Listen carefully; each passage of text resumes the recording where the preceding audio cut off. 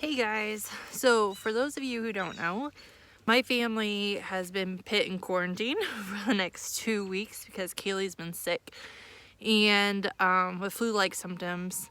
And so Jared and I were both told not to come into work, and the boys and Kaylee are all out of school till April 27th. So we're on day 2 of quarantine and I'm losing my mind. And I mean, just with everything in the news, it's been pretty negative.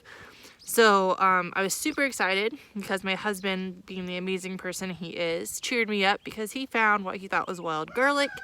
But come to find out, it is actually wild onion. And so beautiful wild onion plants. You can see here.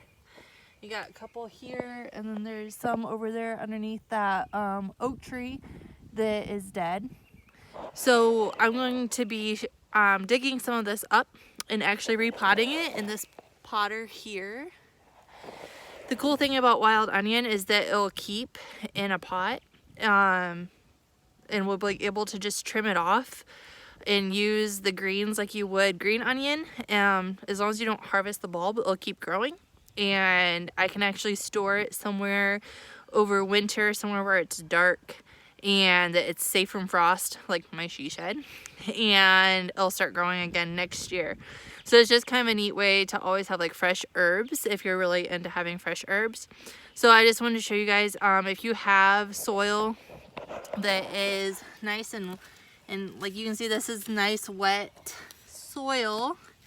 And usually you're gonna find it on a tree line. So right now this is on the edge of our property where we have some trees, but I've also found smaller ones out in the yard that is full sun.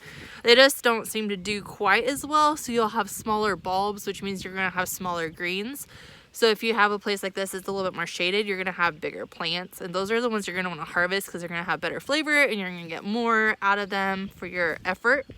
So this is just a little video showing you how to harvest it. So what I'm gonna do is try to put my phone where you can see it. So I'm gonna clear some of these leaves away from the plant.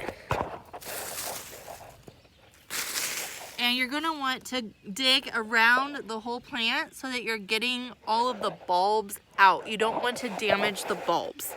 Like I said, if you damage the bulbs or harvest the bulbs, then you're not gonna be able to like keep regrowing the garlic. So you're gonna wanna dig the whole plant up, and you're gonna wanna put it in the pot about 4 or 5 inches down so that it has nice strong roots, and so that when you do overwinter it, it has a lot of warmth in that soil. Again, I know this is wild onion. This is probably the most important part, right? Like, you want to make sure you're harvesting wild onion instead of grass, right? So wild onion, actually, if you look at the blades, they are circular, so they're rounded, whereas grass is going to be flat. So if you find blades that are rounded, and they're obviously going to be a lot taller and greener than grass at this point in the year in early spring, then you probably have wild onion. Another way that you can see if you have wild onion is to break it off and smell it. And this smells like kind of like a garlicky onion. And that's obviously a dead giveaway that it's onion as well instead of grass. If you still aren't sure, if you don't trust your nose, you could go ahead and pull one up. So I did pull up one of these, and you can see it looks like a green onion.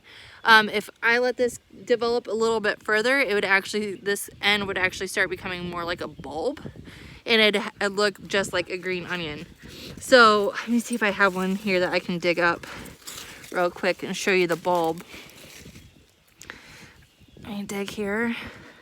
These do grow really deep, so it will take a little bit of work to get them out without ruining them, but here, so I just dug these out, and you can see that they have little bulbs on them.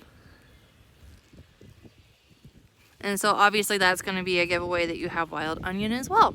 So if you're a forager like I am, and you're wanting to have some different type of herbs in your garden other than the basic like basil and oregano that everybody else has, this is a way that you can do that, and it's sustainable. It'll keep growing back, and you're using native plants, and that's pretty cool. So if you have any questions, drop them off in the comments and I'll do my best to answer them. Bye.